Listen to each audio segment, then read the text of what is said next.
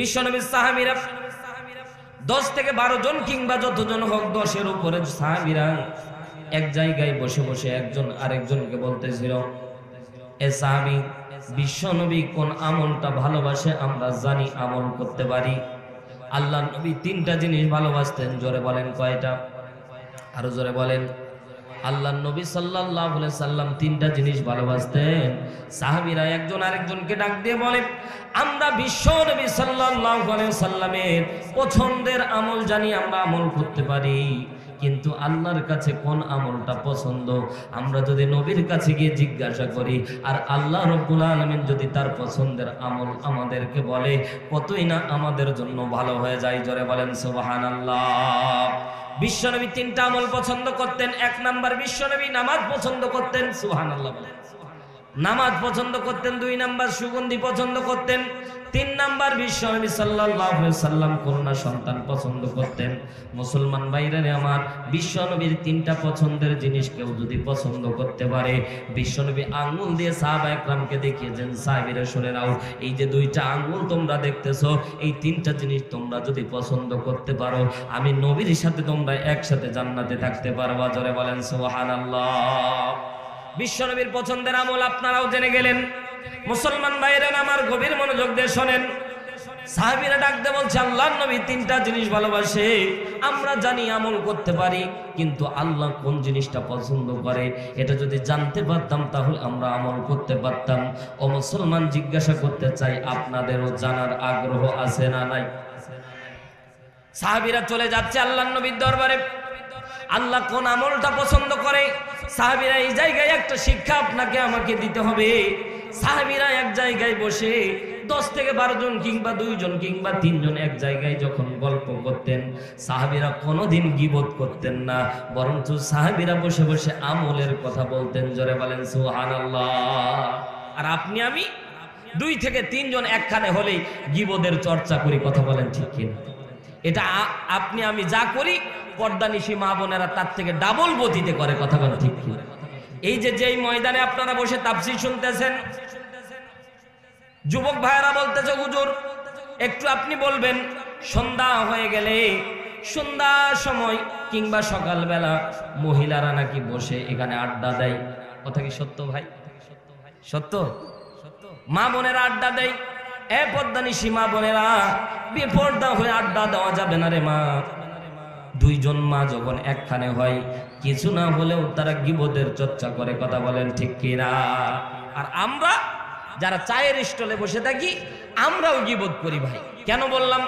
গীবত এমন একটা আমল, বিশ্বনবী সাল্লাল্লাহু আলাইহি সাল্লাম বলেন, গীবত এমন একটা আমল, যারা গীবত করে আল্লাহ রাব্বুল আলামিন তাদের আমলটাকে শূন্য করে দেন। কারণ যার বিরুদ্ধে আপনি, যার বিপক্ষে আপনি গীবত গাইতেছেন, আপনার জিন্দা সওয়াবগুলি ট্রান্সফার হয়ে হয়ে তার আমলনামায় চলে যায়।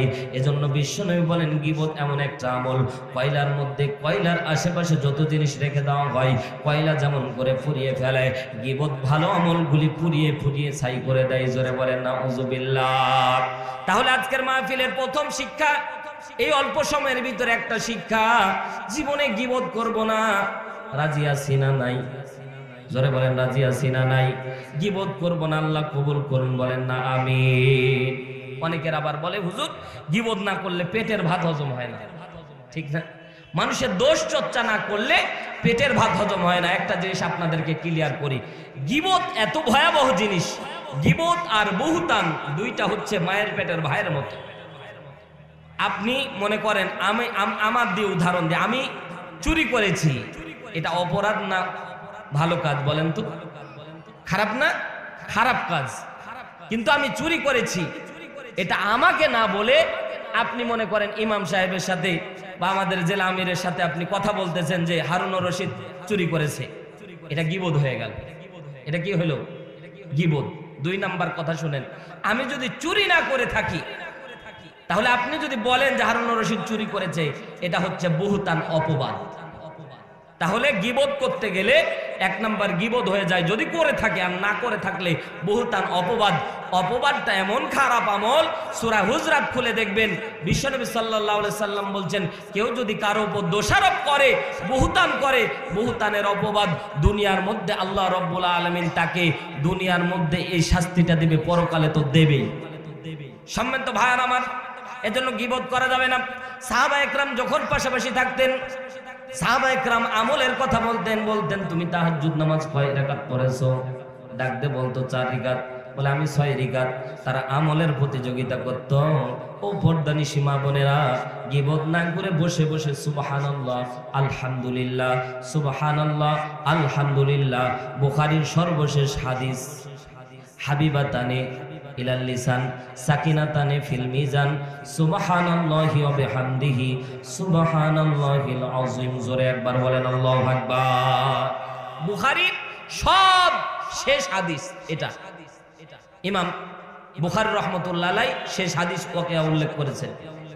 আল্লাহ নবী সাল্লাল্লাহু আলাইহি সাল্লাম বলেন, আসমান এবং জমিনের উপরে একটা তাসবির আমলকারী কিয়ামতের দিন সবার থেকে বেশি সওয়াব নিয়ে কিয়ামতের ময়দানে উঠবে, যে ব্যক্তি বলে সুবহানাল্লাহি ওয়া বিহামদিহি সুবহানাল্লাহিল আযীম। বলেন দেখি, এটা কি বলতে খুব কষ্ট? অথচ আল্লাহ নবী বলেন, কেউ যদি সকাল বেলায় 100 বার, সন্ধ্যা বেলায় সূর্য ডোবার আগে 100 বার এটা আমল করতে পারে, কিয়ামতে এর থেকে বেশি সওয়াব নিয়ে আর কোনো ব্যক্তি উঠতে পারবে না। জোরে একবার বলেন না সুবহানাল্লাহ। তাহলে এই আমলটা করার দরকার নাই। গীবত বাদ দিয়ে এই আমলটা করলে কতই না সওয়াব। আল্লাহর বান্দারা সেদিকে যাব না। বিশ্ব নবীর দরবারে সাহাবীরা চলে যাচ্ছেন, ইয়া রাসূলুল্লাহ, ইয়া হাবিবাল্লাহ, জানতে চাইবেন আল্লাহ কোন আমলটা পছন্দ করে। আমলটা জানার জন্য সাহাবীরা রওনা দিয়েছে। মসজিদে নববীতে বিশ্বনবী সাল্লাল্লাহু আলাইহি সাল্লাম বসা, গাজাখড়ি গল্প বলতেছি না, তাফসীর আশুর আল্লামা ইবনে আশুর রাহমাতুল্লাহ আলাইহি শানে নুজুল আয়াত সূরা নাজিলের প্রেক্ষাপট বলতে গিয়ে শানে নুজুলে ওয়াকিয়া উল্লেখ করে ডাক দিয়ে বলেন, সাহাবীরা যখন মসজিদে নববীতে প্রবেশ করেছে, আল্লাহর নবী সাল্লাল্লাহু আলাইহি সাল্লামের সামনে তারা বসে পড়েছে। জোরে বলেন সুবহানাল্লাহ। বিশ্বনবীর সামনে তারা বসে বলল, কিন্তু কোন সাহাবী সাহস করে বলতে পারছেন না, ও নবী, আল্লাহ তাআলা কোন আমলটা পছন্দ করে আপনি যদি আমাদেরকে জানাতে পারতেন, আমরা আমল করতে পারতাম। আল্লাহর পছন্দের আমল জানার পরে আমরা আমল করতাম। ওগো নবীজি, আপনি বলেন, আল্লাহ রাব্বুল আলামিনের দরবারে ফরিয়াদ করেন, আল্লাহ যেন বলে দেয় আমরা কোন আমলটা আল্লাহ পছন্দ করে। ওই আমলটা করার জন্য, আমরা আমলটা শোনার জন্য সাহাবীরা এসেছি। কোন সাহাবী ভয়ে বলতেছে না। জোরে একবার বলেন না আল্লাহু আকবার। একটা জিনিস মনে রাখবেন মুসলমান, বিশ্ব নবীর দরবারে সূরা হুজরাত নাজিলের পর থেকে বিশ্ব নবীর দরবারে সাহাবা একরাম যখন বসতেন, কিছু কিছু সাহাবী এমন আস্তে আস্তে কথা বলতেন, এত আস্তে আস্তে কথা বলতেন, বিশ্ব নবী মাঝে মাঝে তাদের কথাই শুনতে পেতেন না। সাহাবীদেরকে ধমক দিয়ে বলতেন, জোরে বলো, কারণ আল্লাহ নবী সাল্লাল্লাহু আলাইহি ওয়াসাল্লামের সামনে উঁচু গলায় কথা বললে আল্লাহ সূরা হুজরাতের ভিতরে বলছে, আনতাহবাত আমালুহুম, তাদের সমস্ত আমল বরবাদ হয়ে যাবে। এটা শুধু আল্লাহ রাসূলের আমল না, বরং যারা নায়েবে নবীর উত্তরসূরি যারা থাকবে, তাদের সামনেও বিনয়ী ভাব অবলম্বন করা লাগবে, তাদের সামনেও উঁচু গলায় কথা বলা যাবে না। কথা বলেন ঠিক কিনা? মুসলমান ভাইরা আমার, আলোচ্য আয়াত শুধুমাত্র শুনলে হবে না, বাস্তবতার আলোকে আমল করা লাগবে। মুসলমান, নায়েবে নবীর উত্তরসূরিরা যারা থাকবে, নবীর ওয়ারিস যারা থাকবে, তাদের সামনে উঁচু গলায় কথা বলা যাবে না। মুসলমান ভাইরা আমার, সাহাবা একরাম বসে পড়লেন, মনে মনে চিন্তা করতেছেন, ওগো নবীজি, আপনাকে কেমনে বলি আল্লাহ তাআলা কোন আমলটা পছন্দ করে? এই আমলটা আমরা শুনতে চাই, আমল করতে চাই। জোরে একবার বলেন না আল্লাহু আকবার। আল্লাহ নবী সাহাবীদেরকে দিয়ে তাকাচ্ছেন, কিন্তু সাহাবীরা কোনো কথা বলতেছেন না। জোরে একবার বলেন আল্লাহু আকবার। আরো জোরে বলেন আল্লাহু আকবার। আপনারা কি ভয় পাচ্ছেন ভাই? এখন তো আর সময়, মানে সমস্যা নাই আল্লাহু আকবার বলতে। কথা বলেন ঠিক কি না? কিন্তু একটা সময় পার হয়েছে ভাই, আল্লাহু আকবার স্লোগান দেওয়ার কারণে মিথ্যা মামলা দিয়ে তাকে জেলখানার মধ্যে পর্যন্ত পাঠিয়ে দেওয়া হতো। কথা বলেন ঠিক কি না? সম্মানিত ভাইয়েরা আমার, গভীর মনোযোগ দেন। সাহাবীরা বলতে পারতেছেন না, হঠাৎ করে সাহাবীরা বিশ্বনবীর চেহারার দিকে তাকায়। আল্লাহর নবীর চেহারাটা ঘাম বর্ণ ধারণ করেছে। বিশ্ব নবীর চেহারা মুখমণ্ডল বেয়ে বেয়ে ঘাম টপ টপ টপ টপ করে পড়তেছে। আল্লাহ নবী চোখটা বন্ধ করে ফেললেন। সাহাবীরা মনে মনে চিন্তা করতেছে, আরে বিশ্বনবী ঠান্ডার দিনে হঠাৎ ঘামা শুরু করলো, কারণ কি? আরেকজন সাহাবী আব্দুল্লাহ ইবনে আব্বাস রাদিয়াল্লাহু তাআলা আনহু বলেন, আমার মনে হয় বিশ্বনবীর উপরে আল্লাহ ওহী নাজিল করছে। জোরে বলেন সুবহানাল্লাহ। আব্দুল্লাহ ইবনে মাসউদ রাদিয়াল্লাহু তাআলা আনহু পাশ থেকে ফিসফিস করে বললেন, আমারও মনে হচ্ছে আল্লাহ নবী সাল্লাল্লাহু আলাইহি সাল্লামের উপর মনে হচ্ছে ওহী নাজিল হচ্ছে, কারণ ওহী নাজিলের যত সিম্পটম আছে এর মাঝে একটা আল্লাহ নবীর শরীর মোবারক ঘেমে যেতেন। জোরে বলেন আল্লাহু আকবার। সম্মানিত ভাইরা আমার, আল্লাহ রাব্বুল আলামিন কোরআনুল কারীমের ভার এত বেশি ছিল, সূরা আনফাল যখন নাজিল হচ্ছিল, বদরের ময়দানে সূরা আনফাল যখন নাজিল হচ্ছিল, বিশ্ব নবী উটের পিঠে ছিলেন। আল্লাহ নবীর উপর সূরা আনফাল যখন জিবরাইল আমিন পাঠ করতেছিলেন, এই কোরআনের ভার এত পরিমাণে ছিল, সূরা আনফাল নাজিলের সময় উটের পা পর্যন্ত নিচ দিকে জমিনের মধ্যে গেড়ে যাচ্ছিল। আল্লাহ নবী তাড়াহুড়া করে উট থেকে নেমে গিয়েছিলেন, ডাক দিয়ে বলছিলেন, আমি যদি আরো অল্প কিছুক্ষণ থাকতাম উটের পা গুলি ভেঙে যেত। জোরে বলেন আল্লাহু আকবার।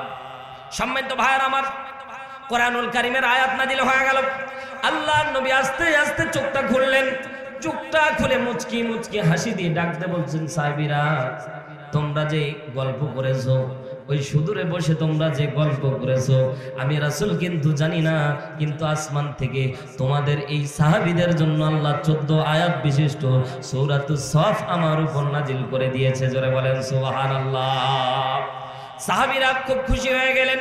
আমাদের মতো বেদুইন সাহাবীদের জন্য আল্লাহ রাব্বুল আলামিন আসমান থেকে ওহী নাজিল করে দিলেন। সাহাবীরা অত্যন্ত খুশি।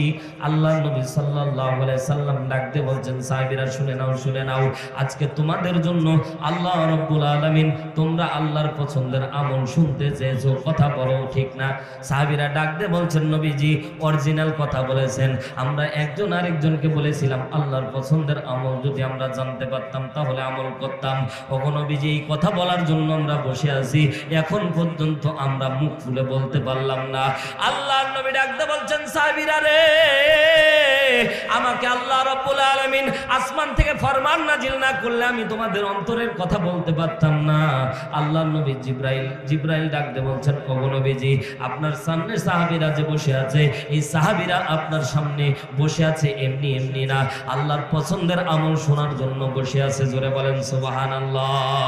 বিশ্ব নবী আমার ডাক দিয়ে বলছে, ওগো সাহাবীরা শুনে নাও, শুনে নাও, আল্লাহ রাব্বুল আলামিন তোমাদের জন্য 14 আয়াত বিশিষ্ট সূরাতুস সফ নাজিল করে আল্লাহর পছন্দের আমল এই সূরার মধ্যে আল্লাহ রাব্বুল আলামিন দান করছে।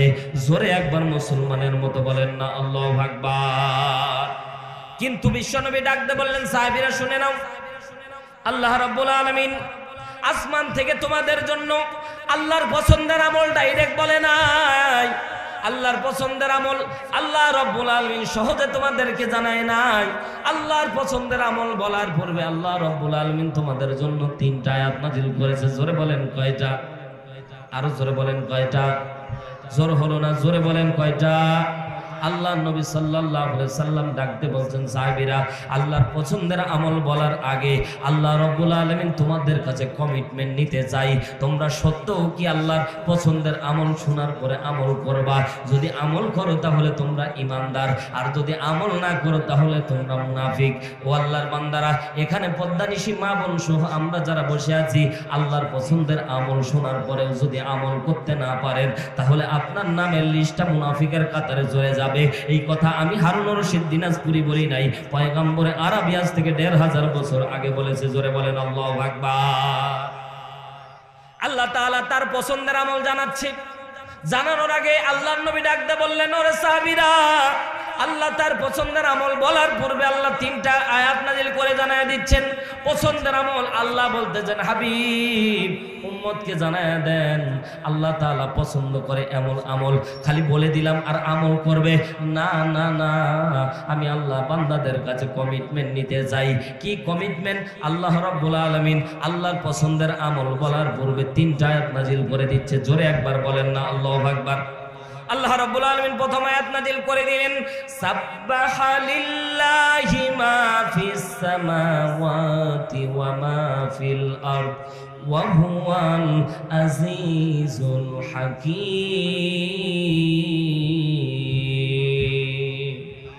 হয় নাই, জোরে বলতে হবে আল্লাহু আকবার। মুসলমানের মতো আওয়াজ তুলে বলেন না আল্লাহু আকবার। আল্লাহ রাব্বুল আলামিন এক নাম্বার আয়াত নাযিল করলেন, ধারাবাহিকভাবে কথা শুনেন, মজা লাগবে। আল্লাহ রাব্বুল আলামিন এক নাম্বার আয়াত নাযিল করে জানায় দিলেন, সাব্বাহা ইউসাব্বিহু ফাহুয়া তাসবিহুন। আরবি গ্রামাটিক্যাল যারা বুঝেন, কথা বোঝার চেষ্টা করতে হবে। আল্লাহ রাব্বুল আলামিন ডাক দিয়ে বলছেন সাব্বাহা, আল্লাহ বলছে প্রশংসা আদায় করে, লিল্লাহি আমি আল্লাহর। চিৎকার দিয়ে বলেন প্রশংসা আদায় কার? আরো জোরে বলেন, জবান খুলে বলেন কার? ডাক দিয়ে বলেন সাব্বাহা প্রশংসা করে, লিল্লাহি আমি আল্লাহর। মা যা ফি মধ্যে সামাওয়াতি আসমান, ওয়া মা ফিল আরদ এবং যা জমিনের মধ্যে, ওয়া হুয়াল আজিজুল হাকীম আমি আল্লাহ মহাপরাক্রমশালী প্রজ্ঞাময়। জোরে একবার বলেন না আল্লাহু আকবার। আয়াত পড়লাম, এখন আপনারা আয়াতের সারমর্ম বুঝেননি, ঠিক না? কেন আল্লাহ বললেন সাব্বাহা প্রশংসা করে, লিল্লাহি আমি আল্লাহ, মা যা ফি মধ্যে সামাওয়াতি আসমান ওয়া মা ফিল আরদ এবং যা জমিনের মধ্যে আছে সব কিছু আমার প্রশংসা আদায় করে। আল্লাহ রাব্বুল আলামিন সাহাবীদেরকে সামনে, বিশ্বনবীর সামনে সাহাবায়ে کرام বলছেন, ইয়া রাসূলুল্লাহ, আল্লাহর পছন্দের আমল শুনবো, আমল করব। আল্লাহ রাব্বুল আলামিন ডাইরেক্ট আয়াতটা না বলে কমিটমেন্ট নিচ্ছে, ও বান্দারা তোমরা শুধু মুখ দিয়ে বলবা আমি আল্লাহ রাব্বুল আলামিনকে তোমরা আমার পছন্দের আমল তোমরা করবা। না না না, তোমরা যদি আমার পছন্দের আমল শোনার পরে আমল করতে পারো তাও 100, যদি না করতে পারো তাও 100। আমি আল্লাহ লাভলস কোনো কিছু নাই, আমি আল্লাহ অভাব মুক্ত। জোরে একবার বলেন না আল্লাহু আকবার। আল্লাহ রাব্বুল আলামিন প্রথম আয়াত নাযিল করলেন। তাফসির ইবনে কাসির, আল্লামা ইবনে কাসির রাহমাতুল্লাহ আলাইহি তিনি তাফসির উল্লেখ করতে গিয়ে ডাক দিয়ে বলেন, সূরা মুমিন 65 নম্বর আয়াত, আল্লাহ ডাক দিয়ে বলে, হুয়াল হাইয়্যু লা ইলাহা ইল্লা হুয়া ফাদউহু মুখলিসিনা লাহুদ্দিন আলহামদুলিল্লাহি রাব্বিল আলামিন। জোরে বলতে হবে আল্লাহু আকবার। আরো জোরে বলেন না আল্লাহু আকবার। মুসলমান ভাইরা আমার গভীর মনোযোগ দেন। আপনারা কি রাগ করতেছেন ভাই? ঘটনা ধরলে মজা লাগতো নাকি বলেন? ঘটনা শুনে লাভ নাই, কোরআন থেকে কথা শুনেন, ঈমান বাড়বে। জোরে বলেন আল্লাহু আকবার। আর জোরে বলেন আল্লাহু আকবার। সম্মানিত ভাইরা আমার, বিশ্বনবী সাল্লাল্লাহু আলাইহি সাল্লামকে আল্লাহ রাব্বুল আলামিন সূরা সাফের 1 নম্বর আয়াত নাযিল করে জানায় দিলেন।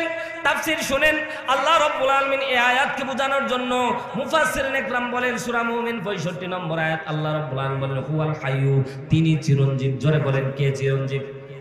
আরো জোরে বলেন কে? আল্লাহ বলছে হুয়াল হাইয়্যু লা ইলাহা ইল্লা হুয়া, আমি আল্লাহ ছাড়া কোনো ইলাহা নাই। কমিটমেন্ট করতেছেন আল্লাহ, ডাক দিয়ে বলছে বান্দারা শুনে নাও, শুনে নাও, আমি এমন ইলাহ, আমি ইলাহ, এক ইলাহ, আমি ব্যতীত অন্য কোনো ইলাহ নাই। জোরে একবার বলেন না আল্লাহু আকবার। আল্লাহ রাব্বুল আলামিন ডাক দিয়ে বলছেন, কুল্লু মান আলাইহা ফান ওয়া ইয়াবকা ওয়াজহু রাব্বিকা যুল জালালি ওয়াল ইকরাম। আল্লাহ বলছে কুল্লুমান আলাইহা ফান, সব কিছু ধ্বংস হয়ে যাবে, ইল্লা ওয়াজহাহু, শুধুমাত্র টিকে থাকবে অস্তিত্ব। জোরে বলেন কার? আরো জোরে বলেন কার? মুসলমান ভাইরা আমার, আল্লাহ রাব্বুল আলামিন বোঝাচ্ছে বান্দারা আদি অনন্ত, আমি আল্লাহ আগে, আমি আল্লাহ পরে, তোমাদের সব কিছু ধ্বংস হয়ে যাবে, দুনিয়া ছেড়ে তোমাদেরকে চলে যাওয়া লাগবে। কিন্তু বান্দা শুনে নাও, শুনে নাও, আমি আল্লাহ আগেও ছিলাম, পরেও আছি। এ মুসলমান, এজন্য আল্লাহ রাব্বুল আলামিন বান্দাদেরকে ডাক দিয়ে বলছে, বান্দা শুনে নাও, আমি আল্লাহ রাব্বুল আলামিন তোমাদের হায়াতের জিন্দেগি দান করেছি অল্প দিনের। ও বান্দা, যদি অল্প দিনের আমলের গাট্টি যদি ভালো করতে পারো বান্দা, কিয়ামতের ময়দানে পুরস্কার দান করে দেব, মরার পরে পুরস্কার দান করে দেব। আর যদি গাট্টি যদি ভালো বাঁধতে না পারো, তাহলে তোমাদের জন্য সুখময় জায়গা বাদ দিয়ে তোমাদের জন্য জাহান্নামের ব্যবস্থা করা হয়েছে। এই জন্য মরার পরে আপনার আমার জন্য জায়গা হবে দুইটা, হয় জান্নাত না হয় জাহান্নাম। কথা বলেন ঠিক না বে ঠিক? আল্লাহ রাব্বুল আলামিন প্রথমে বললেন সাব্বাহা লিল্লাহি মা ফিস সামাওয়াতি ওয়া মা ফিল আরদ, আমি আল্লাহ অভাব মুক্ত, আমি আল্লাহ প্রশংসা মুক্ত। তোমরা যদি আমি আল্লাহর দাসত্ব গোলামি বাদ দিয়ে দাও বান্দা, আমি আল্লাহর কোনো ক্ষতি হবে না, আমি আল্লাহ রব্বুল আলামিনের কোনো বিন্দু পরিমাণে ক্ষতি হবে না, যদি ক্ষতি হয় তোমার হবে। কথা বলেন ঠিক কিনা? বোঝানোর জন্য বলতেছি ভাই, বাংলাদেশে যারা প্রধানমন্ত্রী অবস্থায় থাকে, প্রধানমন্ত্রীর চেয়ারে যারা বসে, মনটা চাই এই চেয়ারের মধ্যে যারাই বসে, মনটা চাই না চেয়ার থেকে নামি। কথা বলেন ঠিক কিনা? মাঝে মাঝে বলে 41 সাল থাকবো, বলে নাই ভাই? কিন্তু আল্লাহ রব্বুল আলামিন এমন কায়দায় মার দিল, 24 সালে 5 আগস্টের পালানোর রাস্তা খুঁজে পাচ্ছিল না।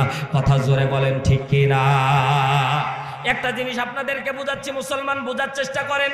রাষ্ট্র ক্ষমতায় যারা চেয়ারের মধ্যে থাকে তাদেরকে নামার প্রধান বৈশিষ্ট্য হচ্ছে, তাদেরকে নামাতে হলে, দেশটাকে অচল করতে হলে হরতাল দেওয়া লাগে। ঠিক আছে না আমিশা? হরতাল দেওয়া লাগে। হরতাল যদি কড়াভাবে দিতে পারেন তাহলে দেশের সরকার তার আসন ছেড়ে দেয়।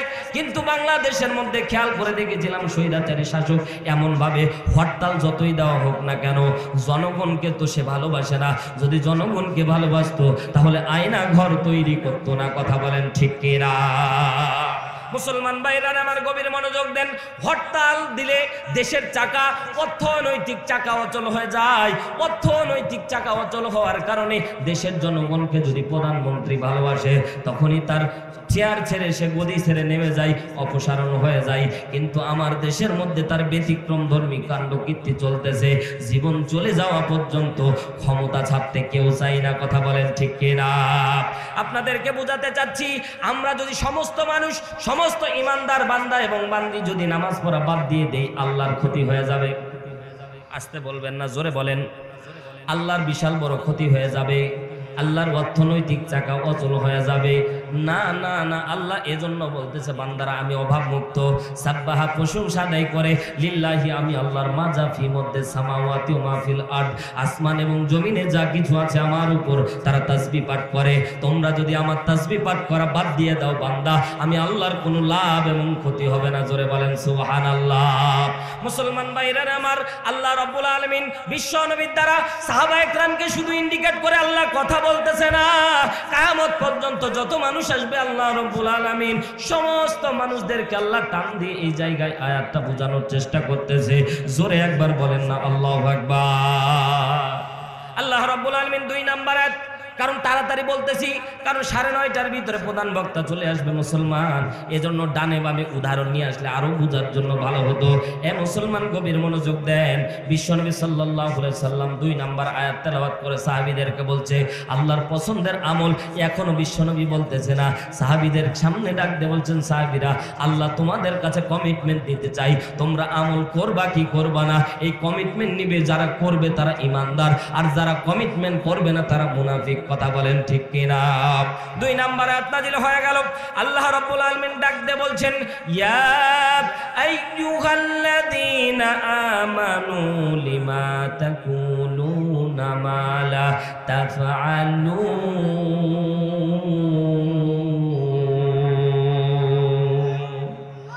জোরে ইমানদারের মতো বলেন না আল্লাহু আকবার। সম্মানিত ভাইরা আমার, আল্লাহ ডাক দিয়ে বলছেন ইয়া আইয়ুহাল্লাযীনা আমানু। আল্লাহ ইমানদারদেরকে ডাক দিয়ে বলছে, কোন মুনাফিককে আল্লাহ ডাক দিয়ে বলে নাই। আল্লাহ নবীর সামনে সাহাবীরা বসে আছে, কেউ বেঈমান ছিল না ভাই।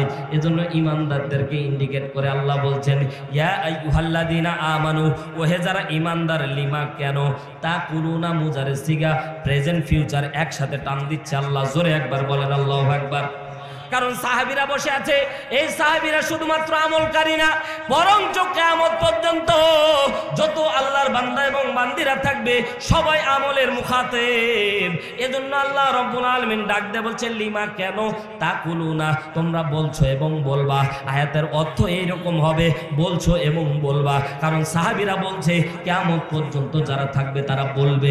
এজন্য আল্লাহ রাব্বুল আলামিন মুজারে সিগার টান দিয়ে ডাক দিয়ে বলছেন ঈমানদাররা শুনে নাও, শুনে নাও। আল্লাহ বলছে লিমা কেন তাকুলুনা, তোমরা বলছো এবং বলবা। কিয়ামত পর্যন্ত যত মানুষ এই আয়াতের মুখাতেব হয়ে গেছে, আল্লাহ রাব্বুল আলামিন ডাক দিয়ে বলছে কেন তোমরা মুখ দিয়ে বলছো লিমা তাকুলুনা মা লা তাফআলুন,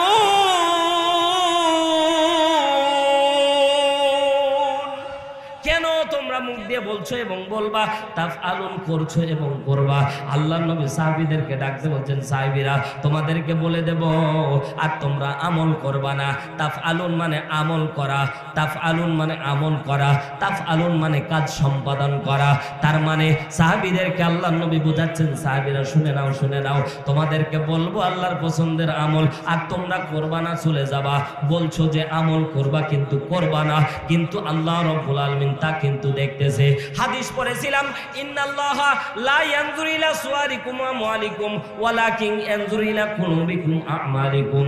আল্লাহ বলে দুনিয়ার বাহ্যিক চেহারা সুরত আমি আল্লাহ দেখি না, বরঞ্চ আমি আল্লাহ অন্তরেরটা দেখি। জোরে একবার বলেন না আল্লাহু আকবার। মুসলমান ভাইরা আমার 2 নাম্বার আয়াত নাযিল হয়ে গেল।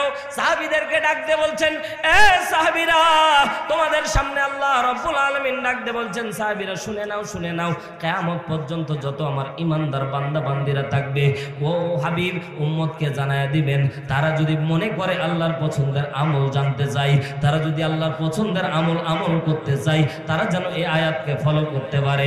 আল্লাহর আমল জানার পরে, শোনার পরে আমল করা তাদের জন্য ওয়াজিব হয়ে যায়। জোরে একবার বলেন না আল্লাহু আকবার। 3 নাম্বার আয়াত নাযিল হয়ে গেল। মুসলমান ভাইরা আমার, পদ্মানিশি আমার মা বোনেরা, শুধুমাত্র পুরুষের জন্য এই আয়াত নাযিল হয় নাই। আল্লাহ রাব্বুল আলামিন সমস্ত নর এবং নারীকে উদ্দেশ্য করে বলতেছে। আল্লাহ রাব্বুল আলামিন বলছেন, কাবুরা মাকতান ইনদাল্লাহি আন তাকুলু মা লা তাফআলুন। আল্লাহর বান্দারা, আল্লাহ রাব্বুল আলামিন বলছেন, কাবুরা মাকতান ইনদাল্লাহ, আল্লাহর কাছে এত খারাপ, আল্লাহর কাছে এত অপছন্দনীয়, আল্লাহর কাছে এত ঘৃণিত এই কাজ, যেই কাজ তোমরা মুখ দিয়ে বলছো, আনতাকুলু মা লা তাফআলুন, মুখ দিয়ে বলছো এবং বলবা, তাফআলুন করছো এবং করবা। মুখ দিয়ে বলছো এক, কাজ করতেছো আরেক, এটাই হচ্ছে মুনাফিকের লক্ষণ। কথা বলেন ঠিক কিনা? মুখে বলো ভালোবাসো ইসলাম, অন্তরে মানো কি? কোরআন হাদিস মেনে চলো, কোরআন হাদিস মানো কি? মুনাফিকি স্বভাব তোমার মোহনের ঘরে রাখো বন্দি, কোরআনের কথা ভুলে করো তুমি কার সাথে সন্ধি? কথা বলেন ঠিক কি না?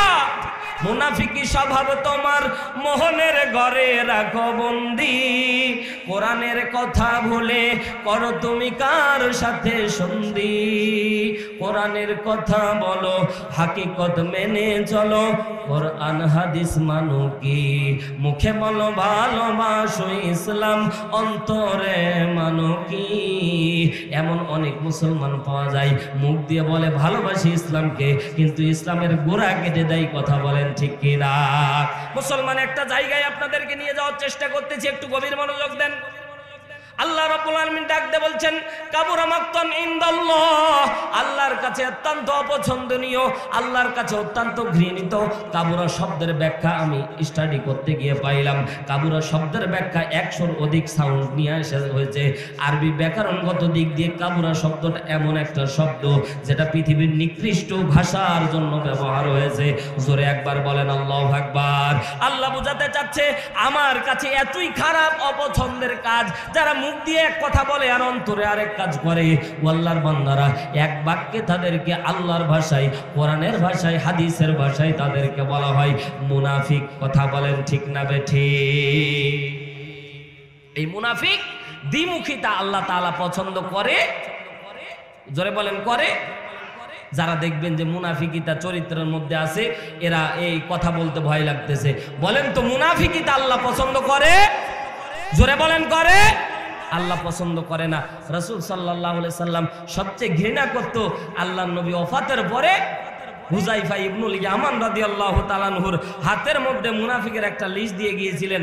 আল্লাহর নবী জীবিত থাকা সত্ত্বেও মদিনা যাওয়ার পরে মুনাফিকদের জানাজা আল্লাহর নবীকে বলে দেওয়া হতো কে কে মুনাফিক। আল্লাহর নবী মুনাফিকদের জানাজায় যেতেন না। মুনাফিকের জানাজা দেওয়া জায়েজ? জোরে বলেন জায়েজ? অনেক বাংলাদেশের মধ্যে অনেক মুনাফিক মৃত্যুবরণ করেছে, তাদের জানাজা পর্যন্ত হয়নি। কথা বলেন ঠিক না বেঠিক? হওয়ার দরকারও নাই, এটা কোরআনে সাবেত। সূরা তাওবার আয়াত বললে ভালো লাগতো, সময় নাই ভাই। সূরা তাওবার আল্লাহ রাব্বুল আলামিন বিশ্বনবীকে বলছে, আব্দুল্লাহ ইবনে সুলুল তার সন্তান বিশ্বনবীর পা জড়ায় ধরেছে, ইয়া রাসূলুল্লাহ আমার বাবার জানাজাটা আপনাকে পড়ানো লাগবে।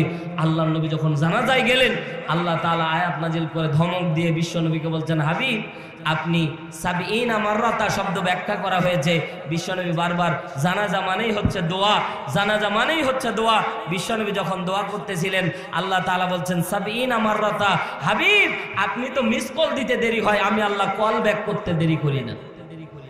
আর আজকে আপনি 70 বারের অধিকও যদি আপনি ডাক দেন, আমি আল্লাহ সাড়া দেব না।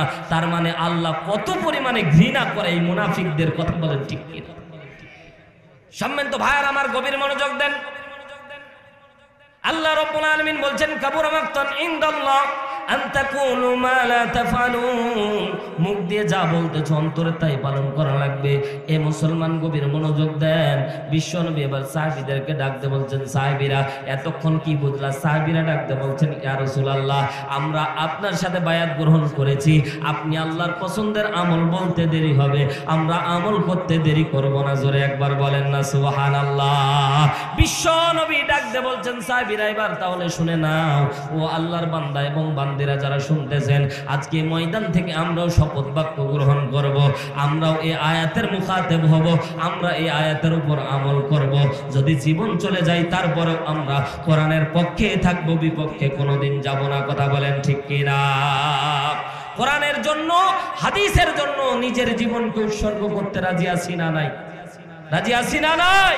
সম্মানিত ভাইয়ের আমার, আল্লাহর নবী 4 নম্বর আয়াত পাঠ করে শোনাচ্ছেন। আল্লাহ বলছেন, ইন্নাল্লাহা ইউহিব্বুল্লাযীনা ইউকাতিলুনা ফী সাবিলিহি কাআন্নাহুম বুনয়ানুম মারসুস। জোরে বলতে হবে আল্লাহু আকবার। আল্লাহ বলছে, ইন্নাল্লাহা নিশ্চয়ই আমি আল্লাহ। জোরে একবার বলেন আল্লাহু আকবার। একটা জিনিস মনে রাখবেন, কোরআনের লুগাত পরিভাষা বুঝতে হলে একটু গ্রামাটিক্যাল বোঝার দরকার আছে। কোরআনের মধ্যে 6টা শব্দ পাবেন, ইন্না, আন্না, কান্না, লাকিন্না, লাইতা, আল্লাহ। 6টা শব্দ হুরফে মুসাব্বাত বিল ফেল বলা হয়। এই 6টা শব্দ আল্লাহ কোরআনের মধ্যে যেখানে ব্যবহার করেছে, আল্লাহ রাব্বুল আলামিন ডাকতে বলে অবশ্যই, অবিসম্ভাবী, অবশ্যই নিশ্চিত শব্দটা ব্যবহার করেছে। জোরে একবার বলতে হবে আল্লাহু আকবার। আল্লাহ তাআলা যদি কোনো কথা বলে সেটা কি মিথ্যা হতে পারে? এটা তো ইমানের প্রশ্ন। জোরে বলেন, পারে? আল্লাহর মতো সত্য কথা পৃথিবীর মধ্যে কেউ বলতে পারে? সেই আল্লাহ আপনাকে আমাকে নিশ্চিতবাদক শব্দ ব্যবহার করে ডাকতে বলছে, ইন্নাল্লাহা নিশ্চয়ই আমি আল্লাহ, ইউহিব্বু। এখানে দেখেন মজার ব্যাপার, দেখেন ইউহিব্বু শব্দ ব্যাখ্যা করতে গিয়ে মুফাসসির ইকরাম বর্ণনা করে, এটাও আল্লাহ মুজারের সিগা ব্যবহার করে সাহাবীদেরকে বলছে, সাহাবীরা শুধু তোমরা মুখাতেব, তোমরা আমল করবা না, কিয়ামত পর্যন্ত যত উম্মত আসবে সবাই এই আমলের অন্তর্ভুক্ত। জোরে একবার বলেন আল্লাহু আকবার।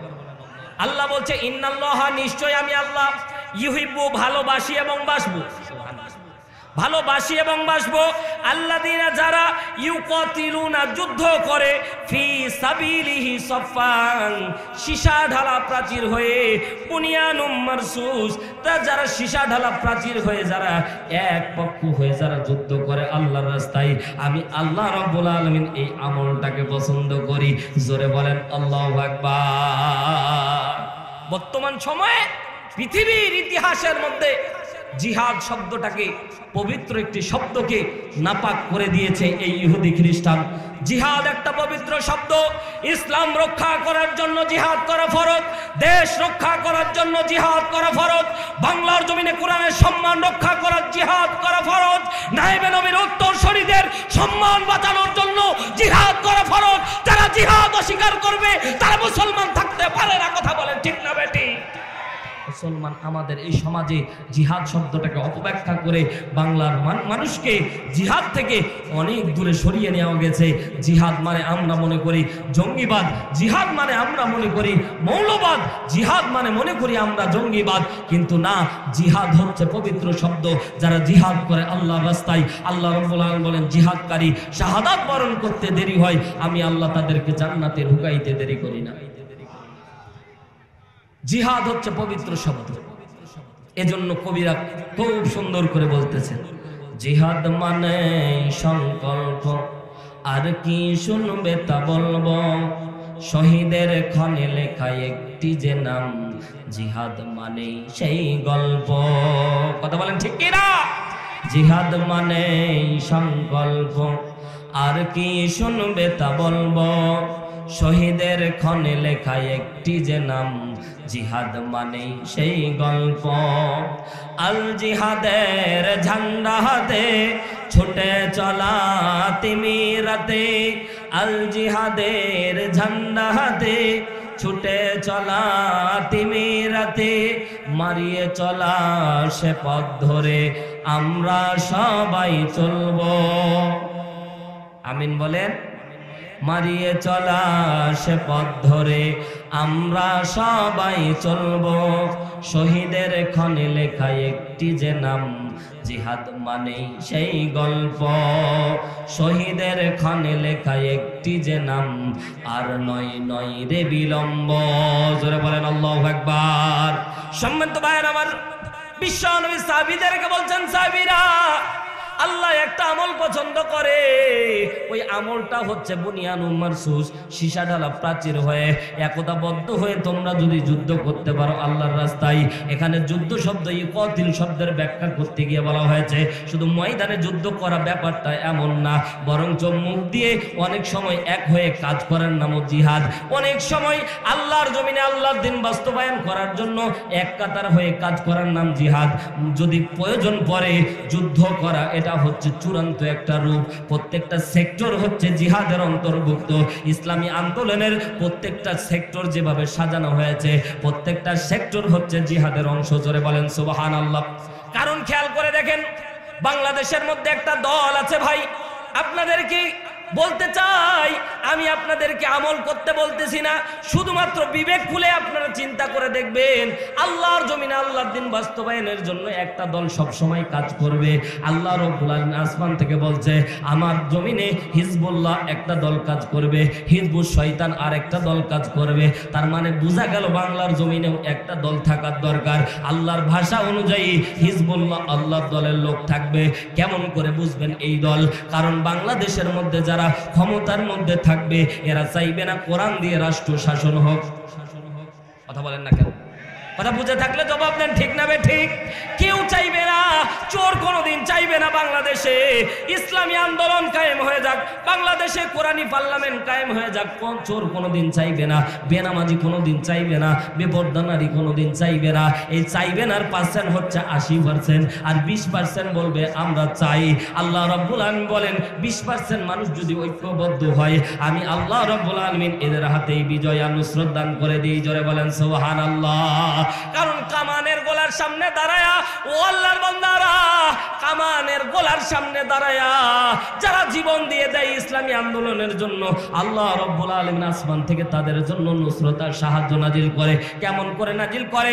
আল্লাহ রাব্বুল আলামিন সূরা হামিমাস সিজদা 30 নম্বর আয়াত নাজিল করে ডাক দিয়ে বলে, ইন্নাল্লাযীনা, নিশ্চয়ই যারা বলে, ক্বালু রাব্বুনাল্লাহ, আমার রব হিসেবে স্বীকার করে, রব হিসেবে স্বীকার করার পরে সুম্মাস্তাকামু, তার রবের উপরে যখন ইস্তেকামাত থাকে, তাদের উপর জুলুম নির্যাতন আসে, জীবন পর্যন্ত চলে যায়। যখন জীবন চলে যায়, আল্লাহ রাব্বুল আলামিন বলেন, আমি আসমান থেকে তাদের জন্য নুসরত আর সাহায্য পাঠাই।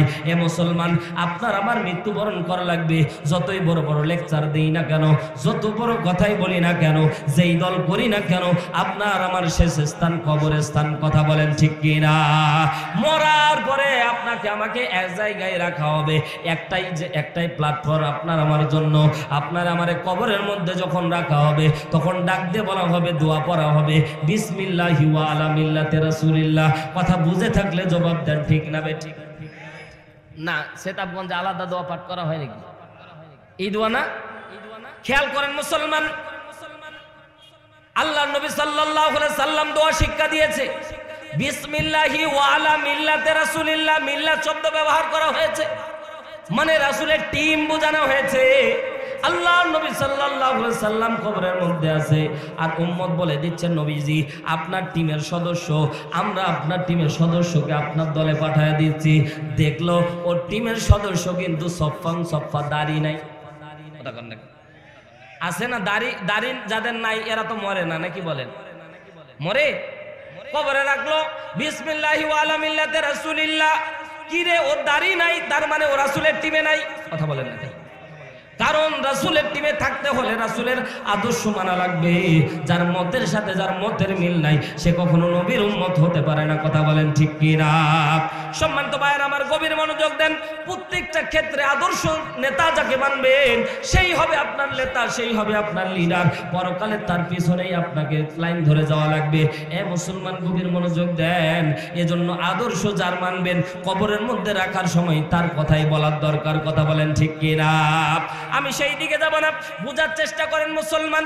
আমরা আল্লাহ রাব্বুল আলামিন ডাকতে বলছে, বান্দারা আমি আল্লাহ রাব্বুল আলামিন তোমাদের জন্য একটা আমল বলতেছি, পছন্দের আমল। সে আমলটা হচ্ছে আল্লাহ রাব্বুল আলামিন কোরআনুল কারীম। আপনাকেও আমি বলে দিলাম, পুরা কোরআন রিসার্চ করেছি, আমি পুরা কোরআন পড়ে দেখেছি, কোনো জায়গায় আমি দেখতে পাই নাই ইউহিব্বুস সালাত আল্লাহ ব্যবহার করেছে, ইউহিব্বুস সিয়াম ব্যবহার করেছে, ইউহিব্বুস যাকাত ব্যবহার করেছে, ইউহিব্বু হজ ব্যবহার করেছে।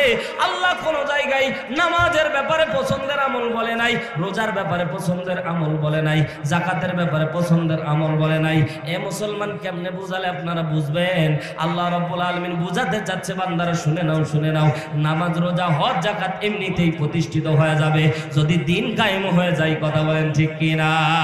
আল্লাহ রাব্বুল আলামিন সূরাতুশ শূরা 13 নম্বর আয়াত আল্লাহ বলছেন, শারা'a লাকুম মিনাদ-দীন মা ওয়াসসা বিহি নূহা ওয়াল্লাযী আওহাইনা ইলাইক ওয়া মা ওয়াসসাইনা বিহি ইব্রাহিমা ওয়া মূসা ওয়া ঈসা আন আকিমুদ-দীন ওয়া লা তাতাফাররাকু ফীহি। জোরে বলেন না আল্লাহু আকবার। আল্লাহ ডাকতে বলছে, শারা'a লাকুম মিনাদ-দীন, হাবিব শারা'a লাকুম মিনাদ-দীন, হাবিব আপনার জন্য যে জীবন ব্যবস্থা আমি আল্লাহ দান করেছি। মুসলমান বলেন তো, আল্লাহ জীবন ব্যবস্থা কোনটা দান করেছে? কিন্তু বর্তমান সময়ে জীবন ব্যবস্থা দিয়ে চলতেছে নাকি ভাই? ও মুসলমান, এই জীবন ব্যবস্থা যদি না থাকে আপনি আমি ইচ্ছা করলেও মুসলমান হইতে পারবো না। সূরা মাইদা 44 নম্বর আয়াত শেষ অংশ লিখে নিয়ে যান, বাড়িতে গিয়ে মিলাবেন। তাফসীর পড়া লাগবে না মুসলমান, শুধুমাত্র অনুবাদ করবেন। আল্লাহ রাব্বুল আলামিন ডাকতে বলছেন, ওয়া মান লাম ইয়াহকুম বিমা আনজালাল্লাহ ফাউলাইকা হুমুল কাফিরুন।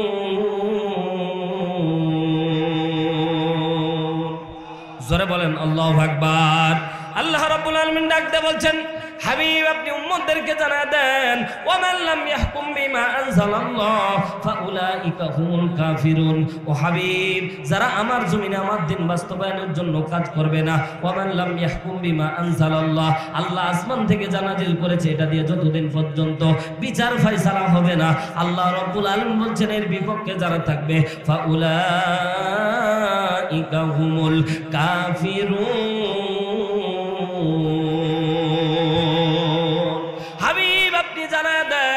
নামাজ আদায় করবে তার নাম নামাজি, রোজা আদায় করবে তার নাম রোজাদার, হজ আদায় করবে তার নাম হাজি, দান করবে তার নাম দানবীর হবে। কিন্তু আমি আল্লাহর ভাষায় ফাউলাইকা হুমুল কাফিরুন, আল্লাহর ভাষায় তারা বলছে, আল্লাহ বলছে এরা নির্ভেজাল কাফের। হাবিব যদিও তাদের দাড়ি টুপি পাগড়ি আর পাঞ্জাবি আছে, কিন্তু এরা দেখতে মুসলমান হলেও এরা মুসলমান থাকতে পারে না, এদের নাম হচ্ছে কাফের। আল্লাহ মুনাফিকও বলে নাই, মুসলমান ডাইরেক্ট আল্লাহ কাফের ঘোষণা দিয়েছে। তার মানে বোঝা গেল আপনি যেদিকেই থাকেন না কেন আল্লাহর জমিনে আল্লাহর দিন বাস্তবায়ন হবে, এর পক্ষে যদি আপনি না থাকতে পারেন আপনার নাম মুসলমানের খাতায় থাকবে না। কথা বুঝে থাকলে জবাব দেন, ঠিক না বেঠিক?